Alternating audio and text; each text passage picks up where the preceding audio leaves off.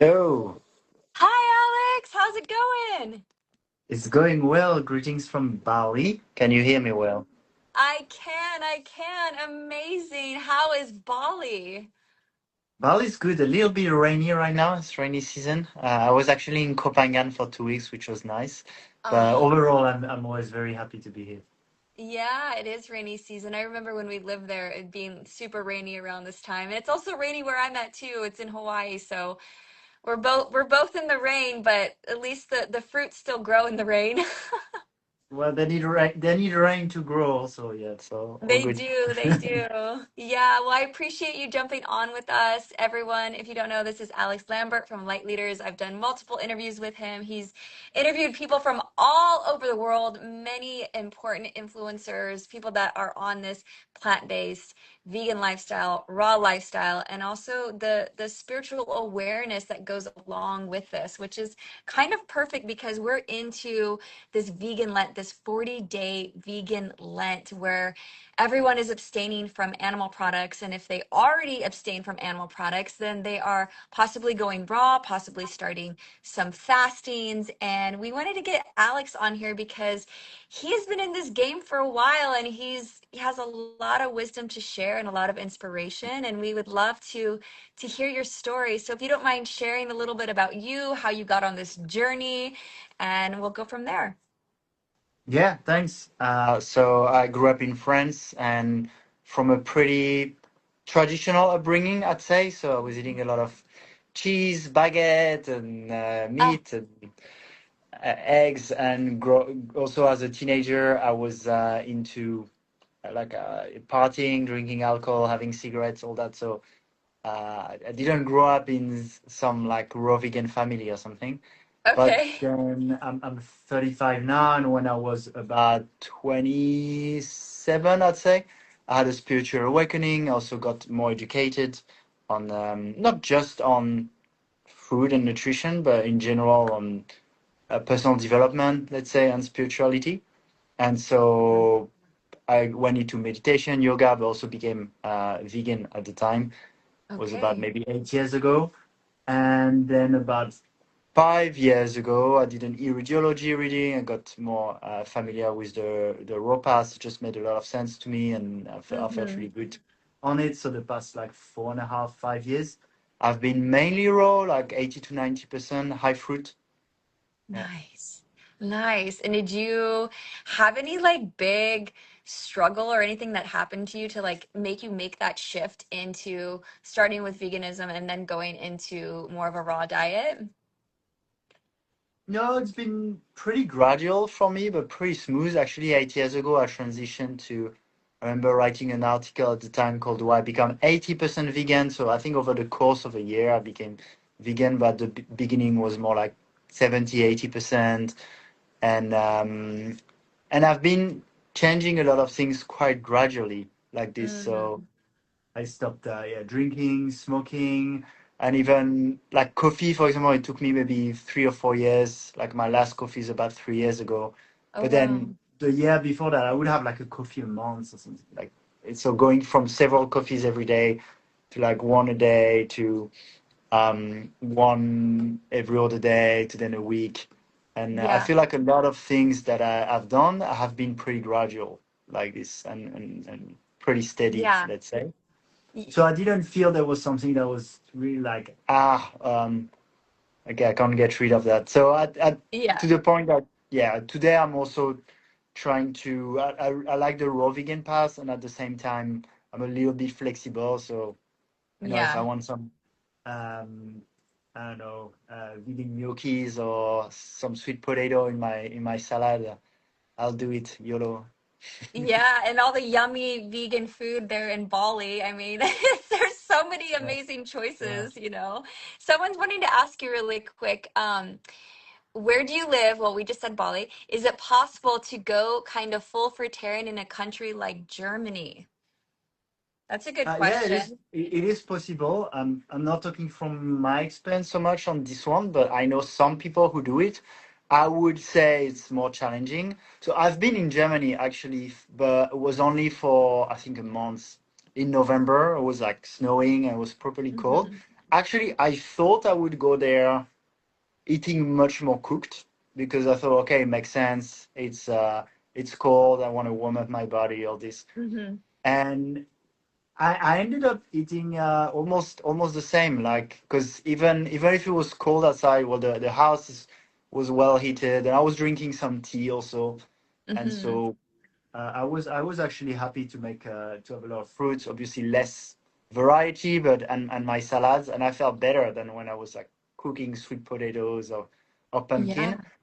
That being said, look, it was a month, so from my experience, I can't say, okay, yeah, it's easy, just go fruitarian. And I Yeah. wasn't doing fruitarian; I was also doing every day a big salad. So I'd have like that kind of watercress with tomatoes and cucumbers, zucchini. I mean, these are actually fruits, so it's like vegetable fruits also a lot. Yeah.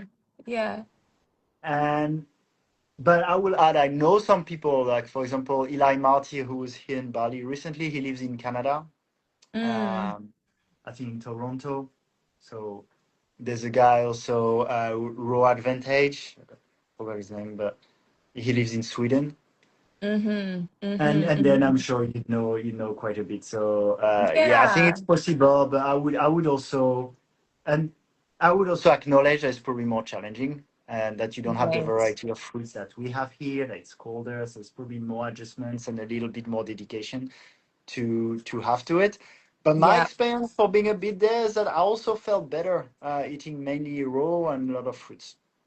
Yeah, yeah, that makes sense. I mean, I know a lot of people who they'll come to me and they have that challenge. They're like, well, I can't go raw because it's just freezing cold and I can't have these cooling foods, and I always say just eat more fruit versus, all the salads, right? Because the salads and the cucumbers, they make you a little bit more cold, or even frozen fruits, it's like warm up your fruit to room temperature, and that can help you be steady on this path. So thank you for that question. Who I can't remember who Yeah, said that, but ex- exactly. And I'll add, for example, I'd have berries that are frozen, but I'd put like kind of warm, lukewarm, warm water in the smoothie, so that makes the yeah. smoothie like a little lukewarm rather than really cold, which you don't want. I was also last summer 2 months in Norway, so the summer in Ah, Norway is still pretty cold, and yeah, similar. There I ate more cooked, but actually the reason was more financial, to be honest, because okay. it was so much cheaper to get calories from like chickpeas and beans and things like this than fruits in Norway. It's a very expensive Yeah. country. So that can be taken into account too. Yeah, totally. And this is such a great conversation to have, even for this time in Lent, and like where people are now on day 5, and they have those concerns. They're like, how can I afford this lifestyle? How can I afford eating fruits? How can I afford even, sometimes they think even vegan is, it's too expensive for them. I mean, have you found when you made that transition, did you find it a little bit more affordable for you or not as affordable going on Yeah, I this mean, lifestyle? vegan, I think you can do it super cheap, right? Like if you eat beans and rice and Mm-hmm. even quinoa and yeah, I think you can do vegan very cheap. If fruitarian, because you want also quality fruits, it can be a little bit more challenging. For example, especially in Norway, if I wanted variety, honestly, that would become really expensive to get the the watermelons and Totally. oranges all the time. Like the one most affordable, especially for calories, was bananas. So I was making a lot of smoothies there. And but yeah, Yeah. I think the fruit raw can be more expensive in some areas for sure. Here in Bali, we're pretty blessed that we can get papayas for less than a dollar a kilo, but that's not in many places. Right, right. Yeah, vegan is a pretty or in Bali it's pretty good price to get some fruits there, and you guys have incredible fruits. I remember those dragon fruits are like, oh, I mean, you could live off of just dragon fruit there. And then those green bananas, oh my goodness, they're so good. I don't even think that Hawaii has as good a fruit as Bali. I mean, you guys have durians galore. It's just in such an abundance. And what I want to ask you this, what made you decide to actually go to Bali and to live there? Was that because of your lifestyle, or was that because of like friends or just wanting to go? What made you have that jump? Yeah. Well, yeah, I mean, I think a mix of some rational things and just life taking me there. So I was living in Australia when I had my spiritual awakening 8 years ago, Mhm. and then I left my job growing startups. I was already into entrepreneurship, and I really like Tim Ferriss 4 Hour Work Week.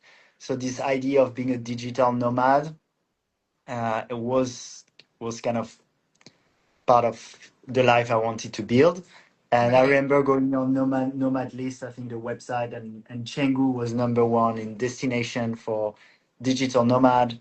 I was living in Sydney, and Sydney to Bali is direct 6 hour flight. I had been a couple of times just on holiday, but that's when I started to go Mm. for a month, for 2 months, and for over a year in 2018. I was living 2018, 2019 between Bali and Australia already, more Canggu Mm. area. Mhm. So yeah, Bali ticked a lot of boxes. First, like it's cheap, so it's great when you're a digital nomad. You work online, and then you can live super well. People are very nice. There's also a conscious community. I started to feel more and Yeah. more disconnected from the more maybe mainstream old paradigm uh, society, right? So Yeah. in Bali, you have a lot of those kind of renegades. Right, right. So that's how it went mainly, and yeah, then I fell more in love with the place, the locals, the expat community, more nature. I'm a Mhm. surfer too, so it's a great destination for surfing. Yeah, Nice. so now it's been 7 years maybe in Bali, 6 or 7. But in Wow. Ubud, like, pretty fast. I went to Ubud, even though I love the ocean. I really felt home here with the community and also the locals. Mm. Amazing. Amazing. And they do a lot of fasting there in Bali, right? You know, I mean, we're doing Lent here. Or Lent's kind of a bigger thing in Europe and in the United States, but do they do a lot of fastings there too? So do you ever partake in those fastings, in those extended fastings? I only did one once. I did a few like 5 days, and then I did one for 2 weeks. But I went alone in the north of Bali, rented a room there. But I know there are some centers and people practicing there. Right, I- yeah, I haven't done like a supervised fast here, but my right. friend Jeff, for example, Jeff Juices, he's doing a few here, and then there's a think Tyler Tolman and Sinclair. There's like yeah, there's a bit here. I mean, yeah, Bali is often known for a place where you'd go to have to rejuvenate or to take care Yeah. of your health, right? Whether it's physical and with fasting or yoga, also yeah, spiritually doing some spiritual retreats here. Right. It seems like they're living kind of in that space of Lent, you know, where you can go in that introspection and you can, you know, eliminate things from your diet and lifestyle that's not really in full alignment. And part of the things that we've been discussing, we're on day 5 now, is we're going into the 7 deadly sins. And right now we're into gluttony, right? So like really just like not stopping to eat and like seeing something and just overindulging and overindulging. Have you ever had any experiences like that in your life, or especially when you've got onto this path, you know, when you go through the detoxification path, you know, have you ever experienced anything of gluttony at all, or how you can maybe share some inspiration to others that might be going through that even right now, going on to this challenge? Yeah. Well, first I will say if even if it's a bit of a restriction as we can perceive it when we eat more raw vegan, actually what I like is that on a day-to-day basis, unless I'm doing a fast, I don't feel like I need to restrict my calories or count anything. So Mm-hmm. basically I'll eat like fruits. I kind of eat as much as I want and as I can, right? Mm-hmm. Mm-hmm. And then I have, so of course, some restrictions sometimes where I'm tempted to get something that I feel, oh, maybe I shouldn't have that piece of bread or something. However, I feel for me when I overeat or when I go into like maybe that gluttony is often because there's something emotional that I want to numb.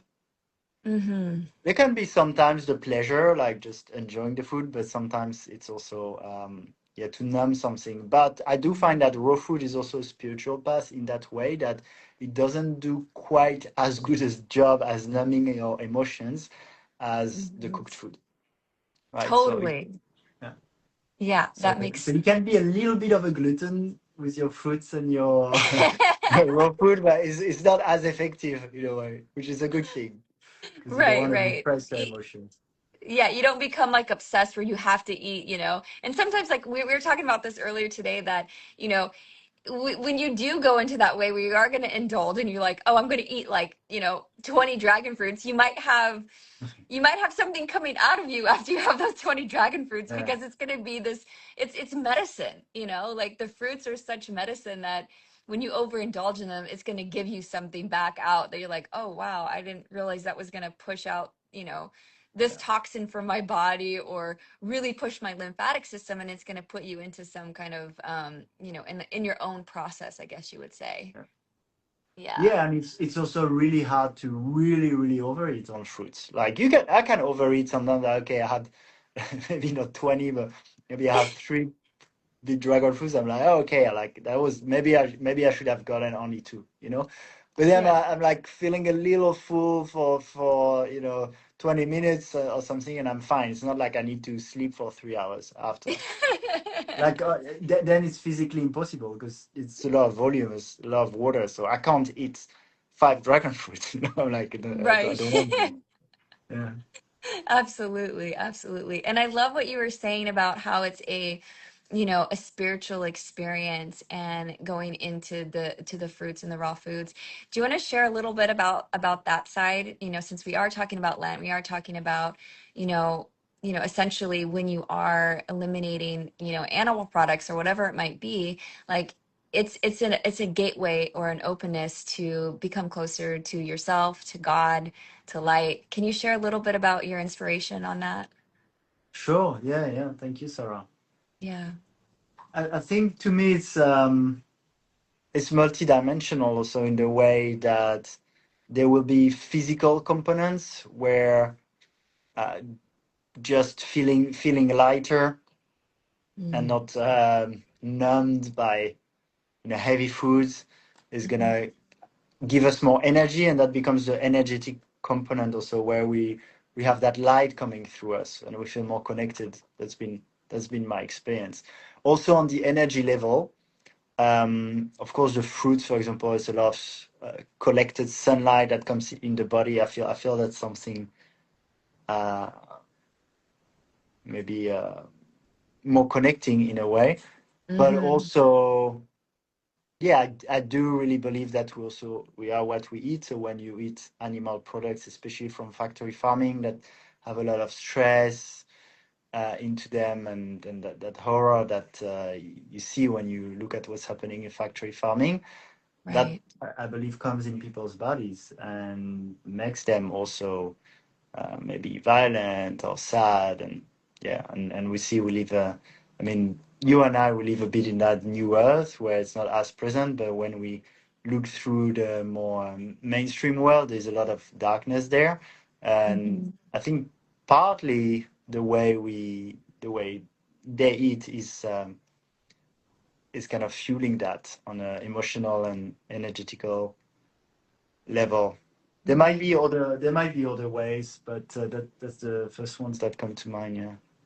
Yeah. Yeah. Thank you for sharing that. I definitely can relate with the sunlight, and feeling that light from the fruits when you eat it, when you're digesting it, you actually feel that light, Mm. and when you're feeling that light, it can help you become closer. It can help you have those realizations or those memories and emotions that can help you become closer, and to get to know who you are even more, without actually numbing yourself, without numbing those feelings and emotions. And I think that's a part of Lent, and and sharing that with other people. And like, what ways can you, when someone might be going through this fast right now, what are some ways that you can share that could help them in the process to stay focused, to stay motivated on this journey? Mm.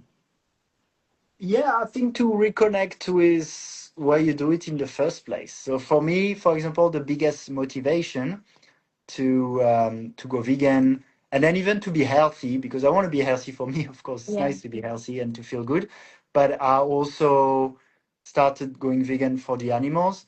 And then it's almost like me being healthy is helping them because I set a good example, right? Mm, So connecting with the why for me at first, it was like, okay, I'm doing it.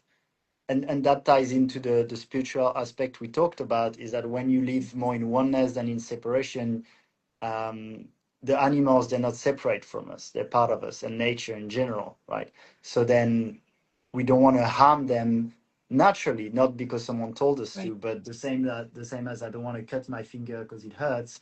I don't want to hurt animals because they're also part of me. Yeah. So for me, the main reason at the beginning was, yeah, this is really cruel. This is really wrong what you're doing. So Yeah.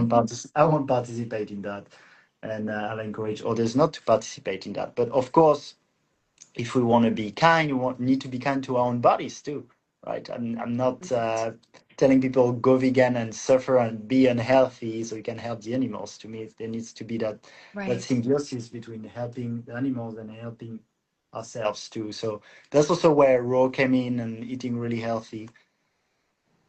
Back to your question, then it's like, yeah, Yeah. reconnecting with the why all the time. Like maybe Yeah. you write it down big, or whether it's helping the animals, whether you have a chronic condition that you try to heal, and you can go deeper. Like, why do you want to heal? Do you have children you want to be there for?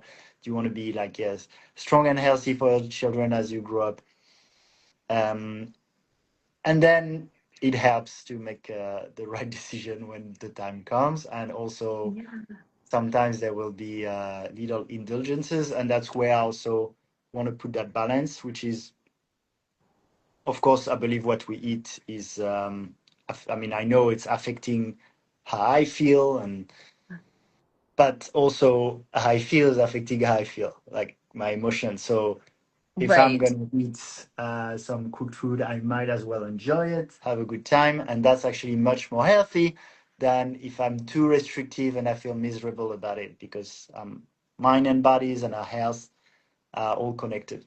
Yeah. Right. That's a really good thing to say because, so many people jump into these lifestyles and they become so strict and they become so hard on themselves. And you just nailed it on the head when you said, how you're feeling when you're eating it, is it going to affect you too? So if you eat it and then you just feel like poop and you make yourself feel bad, then it just, what's the point? You know what I mean? You might as well have not done it at all, right? So having that good positive attitude. And I love how the slow integration, what you're sharing, and not forcing it, but rather have it happen naturally for you, that transition process. I think that's a very healthy and it's a lot easier for people to grasp, right? Instead of just, I don't want to say cold turkey, but cold fruiting it. You're just like straight going in there. You're easing into that, and that's extremely helpful for people to understand and to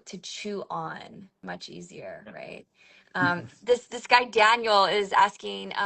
Wait, he said he started a 6-day water fast at 19 years old, instead to move way smoother and be more active, more affectionate. I really feel that she got more. I'm a little not understanding, or maybe vegan. I don't know. I don't understand what he's saying right here. Do you have a? I don't understand what that means. Okay. Well, we'll move on. But if you want to rewrite it, Daniel, in a question, I can understand it a little bit better about your 19-year-old. Oh, you started your 19-year-old cat on a vegan fast. Oh, okay. Got it. Understand. Yeah, that's interesting to do animals, put your animals on a fast and see how they react too. I mean, I'm But sure that it's that's he's an talking. interesting topic, right? Because there is, like with cats especially, there is I don't know, but there's like that idea that cats, like humans, are frugivore, you see, with the teeth and digestive Okay. system and all, and cats, they're typically on a physical level, you say, okay, they're carnivores, like same Yeah. when you look at their physiology. Then I also believe, and I can feel far-fetched, but that we might go to a new earth with the lion and the lamb live together, and where things evolve in that way. But so I know sometimes there's debates around like, okay, can you get a cat to go vegan?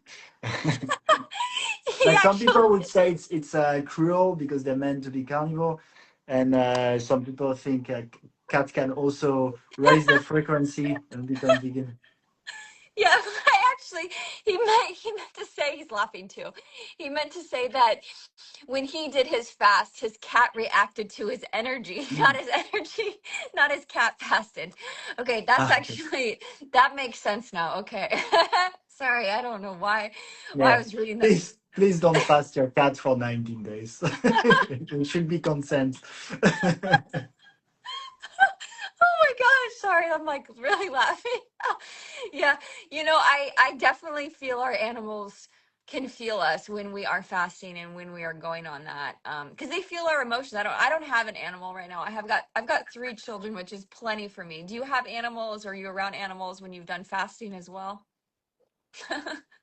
No, I had in our house share we had a cat at some point, and we're feeding them. They really liked papaya skins.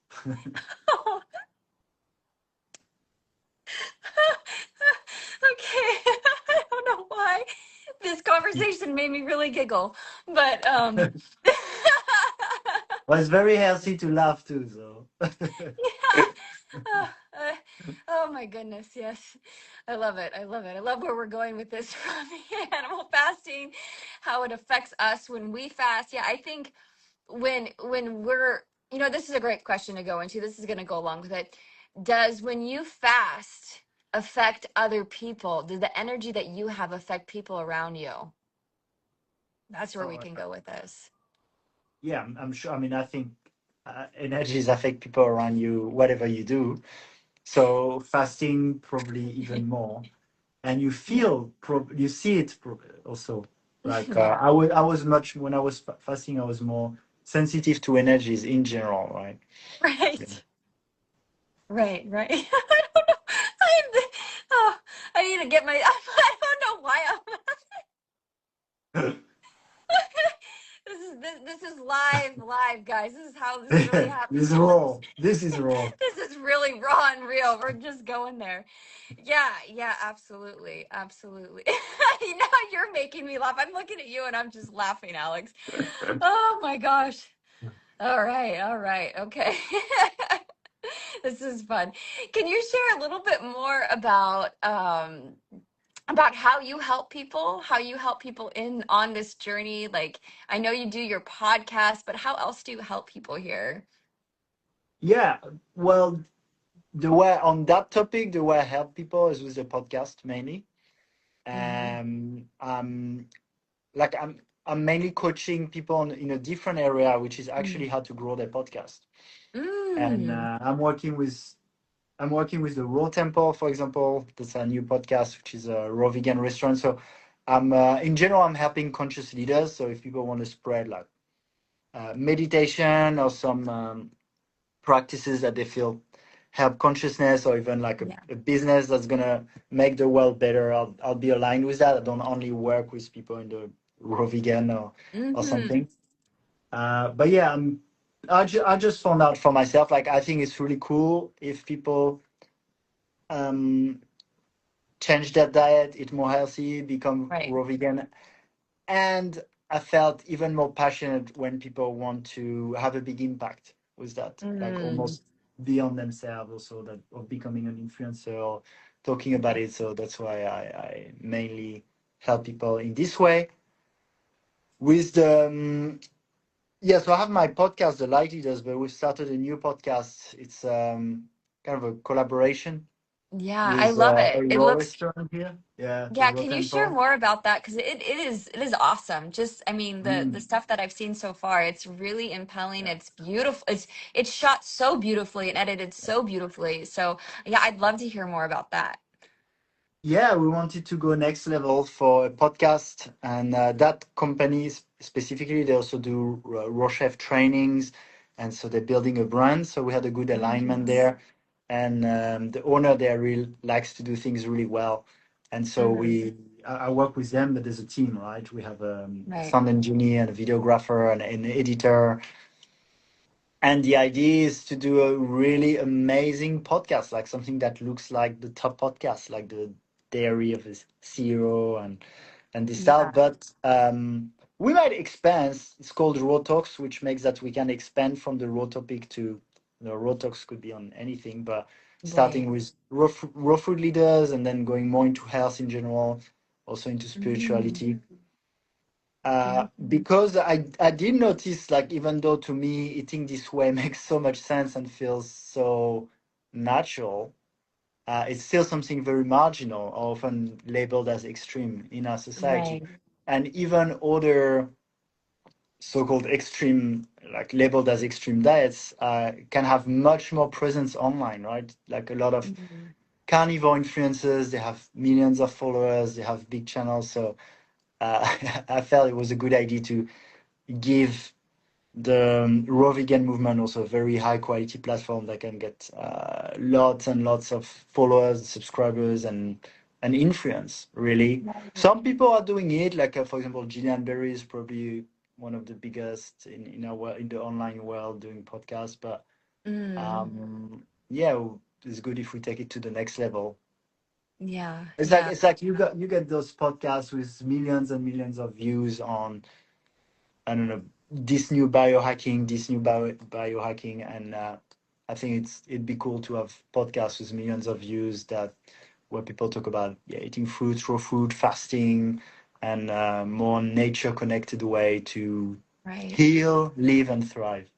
Yeah, yeah. And that's definitely where a lot of us are wanting to go is to really go back to nature and less technology, less city life, but how can they reconnect? So that's super important to share those messages and to share that wisdom so people can see that it can actually happen. Like Yeah. I think that's the biggest thing is people don't like they see it, but do they believe that they can actually have that for themselves? And you did that. You took the step to go and move and to be in Bali and to have this lifestyle, which takes a lot of courage, especially when everyone else is doing the opposite direction.